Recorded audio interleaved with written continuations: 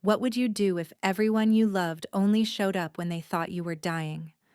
Victoria Ashford was about to find out. And what she discovered would shock the world. This is the story of a test, a gardener's son, and the will that changed everything. Victoria Ashford wasn't just wealthy. She was a legend. Owner of luxury resorts across 3 continents, founder of cutting-edge biotech firms, patron of elite academies that shaped future leaders. Her name opened doors, her signature moved markets. But inside her marble estate, she lived like a prisoner. Her daughters rarely visited unless they needed something. Her husband spoke to her only through assistants. Her siblings, nieces, nephews, they all came with requests, never conversations. Even her pastor only appeared when fundraising season began. One autumn evening, Victoria sat alone on her balcony overlooking the lake. The sunset painted the sky gold, but her heart felt gray. "When I'm gone," she whispered to no one, "what will any of this have meant?" That's when the idea struck her. Dangerous, brilliant, necessary. She called Dr. Nina Reeves, the only person she'd trusted for 20 years. "Nina, I need your help with something unusual." "What is it, Victoria?" "I want to create an illusion, something that will force everyone around me to show their true colors." Dr. Reeves paused. "You want to fake your death?" "No," Victoria said calmly. "Just my mortality. I want them to believe I'm facing the end. I need to know who truly cares." The next morning, a carefully worded message went out to family and close associates. Victoria has been diagnosed with an advanced neurological condition. Prognosis: 6 months, possibly less. Within hours, the silent mansion filled with voices. Her eldest daughter, Claire, arrived with expensive flowers and a forced smile. Her son-in-law, Richard, who hadn't visited in 3 years, suddenly appeared with legal folders. Her younger daughter, Vanessa, flew in from Monaco with her influencer boyfriend, cameras in tow. Her husband, Gerald, who'd been living in the West Wing for the past decade, suddenly wanted family dinners. They all came. Not with comfort, not with love, but with questions. "Mother, we should discuss the resort properties now, while you're still coherent. Have you updated your estate plan recently? We just want to make sure everything's in order. Can we get power of attorney? You know, just to help manage things during treatment." Victoria sat in her wheelchair, perfectly healthy, perfectly aware, watching them circle like vultures. She smiled weakly, nodded slowly, said nothing definitive, and recorded everything. But then came a knock she didn't expect. Soft, hesitant, different. "Mrs. Ashford? It's Daniel, the landscaper's son. I made you some ginger tea. My mother said it might help." Victoria's breath caught. No one had brought her anything without being asked. "Come in," she said quietly. The young man entered, eyes down, respectful. He placed the thermos on her table.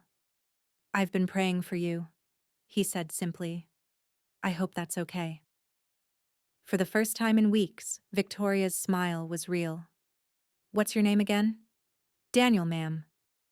What Victoria didn't know was that this young man would soon uncover the darkest secret in her family. And when he did, the real test would truly begin. Victoria wasn't just pretending to be ill, she was building a case. Hidden cameras throughout the estate, voice recorders in every room. Her attorney, Mr. Lawson, documented every conversation, every scheme, every whispered betrayal. One night, she overheard Claire and Richard in the study. "She's deteriorating faster than expected. We need to move now." "What if she changes the will?" "She won't. She's too weak to think clearly. This is our window." Victoria, listening through her bedroom monitor, felt her heart harden. The next day, Vanessa approached the estate manager, trying to gain access to financial accounts. "Mother's not herself anymore. I just need to protect her assets." The manager, instructed by Victoria, smiled politely and recorded everything. Even Gerald made his move, meeting with a lawyer behind closed doors. If my wife becomes incapacitated, what are my rights as spouse? Every word, every lie, every calculation, all preserved. But Daniel kept coming. Every evening he'd bring soup. He'd read to her. He'd sit in silence when words felt like too much. He never asked for anything. Not once. One night, Victoria asked him, "Daniel, what do you want from life?" He thought carefully. "I want to finish my engineering degree. I want to build things that help people, and I want my mom to stop working 3 jobs." Victoria studied his face. "You remind me of who I used to be, before I forgot what mattered." She reached into her desk and pulled out an old envelope. Inside was her true will, written 3 years ago, witnessed and sealed. It read, "I leave my legacy to the one who showed care without expectation. I leave my fortune to the one who proved love exists beyond inheritance, and I leave nothing to those who only appeared at the scent of death." She kissed the paper gently and locked it away. 2 months into the charade, Victoria called a family dinner. Everyone gathered around the grand dining table pretending to care, secretly calculating. Only Daniel wasn't there. Victoria had given him the night off. She didn't want him to see what was coming. After the meal, Victoria tapped her glass. "I have something important to share." Claire straightened. Richard pulled out his phone. Vanessa fixed her makeup, ready to cry on cue. Victoria pressed a button on her remote. The room's screens flickered to life. Clip 1. Claire telling Richard, "Once she's gone, I'm selling everything and moving to Switzerland." Clip 2. Vanessa laughing to her boyfriend, "She's practically a vegetable now, it's almost too easy." Clip 3. Gerald telling his lawyer, "I don't care about her wishes. Community property law is on my side." Silence. Pure, devastating silence. Then Victoria stood up. Fully, strongly, completely healthy. "Surprise," she said, her voice like steel. "I'm not dying, I never was. This was a test." Claire's face went white. Vanessa's phone clattered to the floor. Gerald gripped the table. "You all failed," Victoria continued. "Not because you're bad people, but because you forgot what family actually means." Her voice echoed through the room. "And now the world will know exactly who you are." The next day, Victoria called Daniel to the estate. He arrived nervous, unsure why he'd been summoned. She led him to the garden where this entire journey began. "Daniel, do you know what you've given me?" He looked confused. "Just tea and prayers, ma'am." She smiled. "You gave me something I thought I'd lost forever. Genuine human kindness." She handed him a small wooden box. Inside was a silver compass that had belonged to her father. He used to say, "True north isn't on a map, it's in your character." Daniel's eyes filled with tears. "Mrs. Ashford, I can't—" "Tomorrow," she interrupted, "Mr. Lawson will read my will. I want you there." The reading took place in the main hall. The family sat rigid, faces hollow. Mr. Lawson opened the envelope. "To my daughter Claire, I leave the reminder that money cannot buy back lost time. To Vanessa, I leave the lesson that influence means nothing without integrity. To my husband Gerald, I leave the house you already occupied. Emotionally, you left years ago." Then he paused.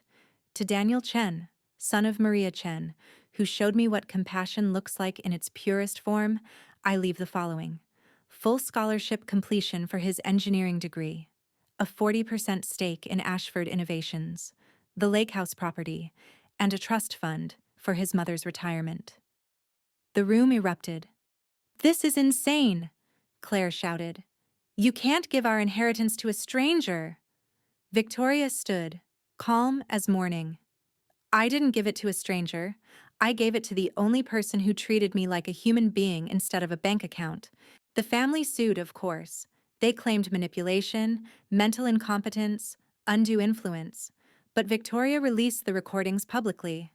A short documentary titled, "The Test: What My Family Did When They Thought I Was Dying." It went viral immediately. Millions watched in horror and awe. The court dismissed all claims within weeks. 6 months later, Daniel graduated top of his class. His mother retired. And Victoria? She started a foundation with Daniel called The Invisible Ones, supporting people who give without expecting anything in return. In her final interview, a reporter asked, "Do you regret testing your family?" Victoria smiled. "I don't regret learning the truth. I only regret it took me so long to realize that the people who matter most are often the ones we overlook." Daniel stood beside her and added, "Family isn't about who shares your name. It's about who shares your burdens." And somewhere, in a mansion that once echoed with greed, kindness finally found a home.